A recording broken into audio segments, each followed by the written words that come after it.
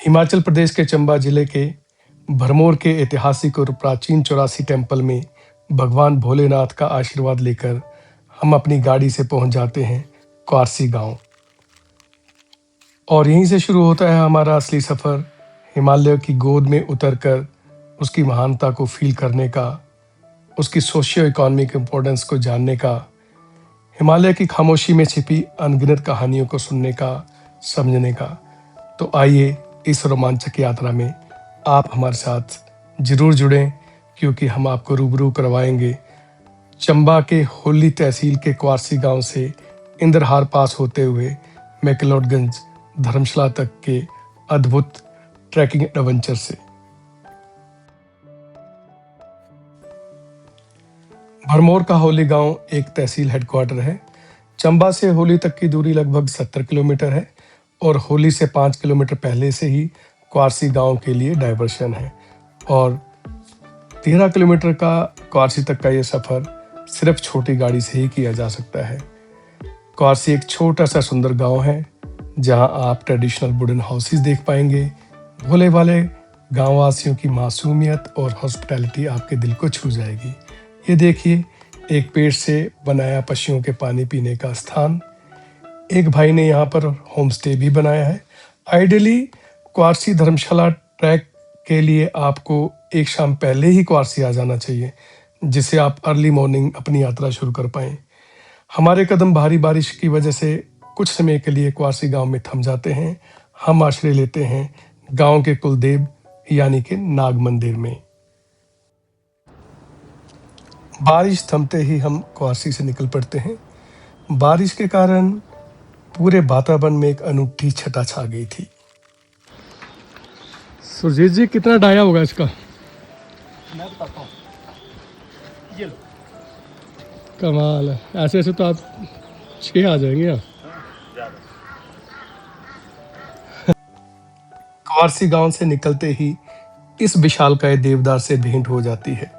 मैंने इतना बड़ा पेड़ पहले कभी नहीं देखा। ये एक पेड़ ही नहीं अपितु एक एंशियंट लेगेसी है।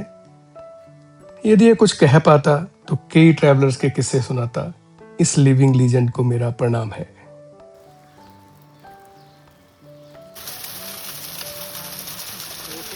क्वारसी गांव के आगे शुरू होती है कंटिन्यूस अपक्लाइंब। लैंडस्लाइड की वजह से जगह जगह ट्रैक का नामो निशान नहीं था। पसीना, पानी और रोमांच की चरम सीमा। दोस्तों, जीपीएस पर यह ट्रैक मैप्ड नहीं है। मैं आपको बताऊंगा इस ट्रैक के दौरान क्या क्या एसेंशियल्स आप कैरी करें, कहाँ रुकें, क्या क्या प्रिकॉशंस लें और क्या क्या इस जर्नी के दौरान हमारे हाइलाइट्स रहे। मैं कोशिश करूंगा कि इस ट्रैक को जीपीएस पे मैप भी करें, जिससे कि आने वाले टाइम में सभी ट्रैवलर्स को सुविधा हो। एनीवे, अभी हम सुनते हैं सुरजीत जी को वो क्या कहते हैं। सुरजीत जी, तो क्वारसी से हम कोई 5 किलोमीटर अप क्लाइंब करके यहाँ पहुँचे। तो अभी मन में क्या चल रहा है जब आपने ये जर्नी शुरू करी? पहले तो मैंने सोचा नहीं था, पर अब दिल, दिमाग, मन के सारे बोझ हल्के होते गए और बस अब ये कि चढ़ते जाए। कोई मनोभाव, कोई सगे संबंधी जो पीछे हैं, आगे हैं, सब छंटते जा रहे हैं। कोई फियर फैक्टर नहीं, फियर फैक्टर कोई अनसर्टेनिटी का एलिमेंट ना, वो क्योंकि आप हैं तो आप अनुभवी हैं, तो इसलिए वो नहीं, कोई फियर फैक्टर नहीं है। बाकी अनिश्चितता का दौर तो चल ही रहा है, क्योंकि कभी बारिश लग रही है, कभी थम रही है, तो कभी भीग रहे हैं, कभी सूख रहे हैं और पसीना पड़ रहा है। वो नज़ारे ऐसे कहाँ मिलते हैं? देखो, आप बादलों से ऊपर हो, बादलों से, है ना? तो ऐसे नज़ारे कहाँ मिलते हैं? God bless you. Thank you. थोड़ा सा और प्रयास और पसीना और फिर हम पहुंच जाते हैं गद्दी गोठ में। 8 किलोमीटर का यहाँ तक का सफ़र हमने तकरीबन 3 घंटों में पूरा किया। रास्ते में मुश्किलें थी, मगर इस चैलेंज को स्वीकार करने के लिए तो हम चले हुए हैं। गद्दी गोठ मतलब जहाँ पर शेफर्ड, जिन्हें हम गद्दी कहते हैं, वो यहाँ पर भेड़ बकरियों के साथ रुकते हैं यहीं पर ट्री लाइन ख़त्म हो जाती है। और जो फर्स्ट टाइम ट्रैवलर्स हों, जिनको एक्सपीरियंस ना हो, मेरा उनको सुझाव है कि इसी स्थान पर जो है वो नाइट होल्ड करें, जिससे कि आने वाले दिन की जर्नी आपकी सुविधाजनक हो। Enjoying wild strawberry, Sujit ji show me. Wow, good, enjoy sir. Vitamin C fresh, wildly fresh.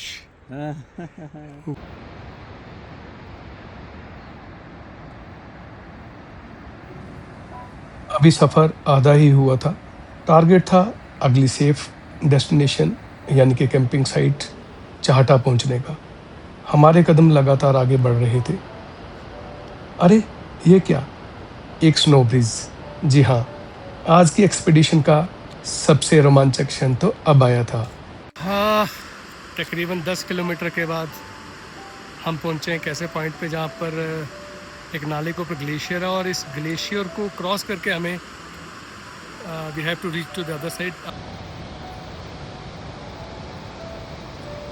Fast flowing नाले के ऊपर बने एक ग्लेशियर ब्रिज को क्रॉस करना, ये एक मज़ेदार एक्सपीरियंस था।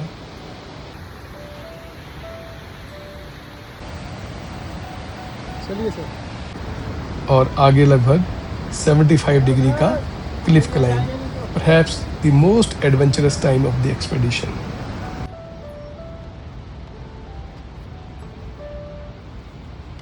जितनी एक्साइटमेंट हमें स्नो ब्रिज यानी कि अवलांच को क्रॉस करने की थी, उतना ही रिस्की टास्क आगे ये अपलाइन का था।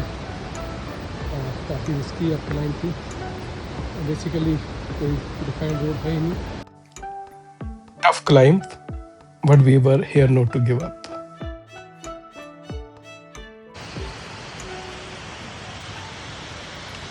Beautiful flower beds, and we were there to enjoy them.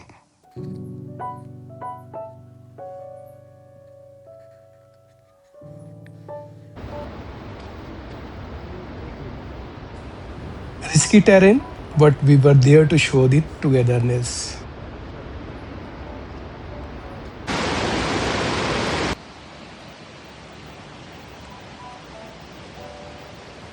Swirling water streams, and we were there to enjoy and admire them. And finally at the camping site of our first day expedition.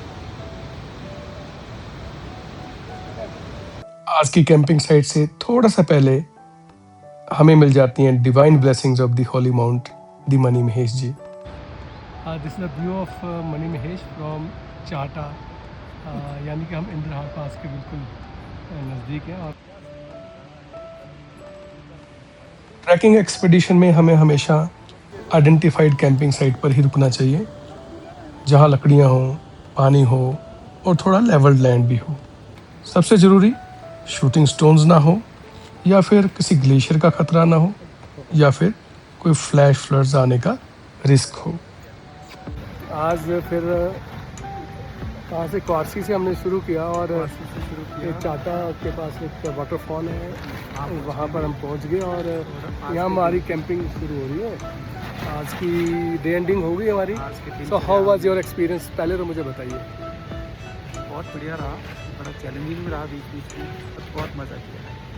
लगभग 80% तो जो track था वो ठीक था, but बीच में 20% track जो है बहुत चैलेंजिंग है, इतना आसान भी नहीं है। कितने किलोमीटर हो गए यहाँ तक? जब ये लगभग हमारे 13 किलोमीटर चले, 13 किलोमीटर चल रही है, और मुझे लगता है एलिवेशन गेन भी हमारा 2000 मीटर्स के आसपास हो गया होगा। हिमखंड का किनारा हो, बीच से निकलती जलधारा हो। हिमखंड का किनारा हो, बीच से निकलती जलधारा हो। इंद्रहार का आशीष हो, नीचे भोज वृक्ष हो, सामने मणि महेश हो। दिन भी अभी कुछ शेष हो, तो फिर क्यों ना रमणीक स्थली में कम से कम दिन रात रुकें। विधाता की कृतियों के सम्मुख ये शीश झुकें। इसके बाद थोड़ा सा, फूलों के उपवन हो, खुशबू भरा मन हो। फूलों के उपवन हो, खुशबू भरा मन हो। जड़ी बूटियां मुस्काएं, सुगंधित वातावरण बनाएं। बहता जल संगीतमय हो, आग से आंच लयमय हो। ऐसे में तंबू गाड़ कर, रहन बसेरा बनाकर क्यों ना रात बिताएं। प्रकृति मैया के गुण गाएं, प्रकृति मैया के गुण गाएं।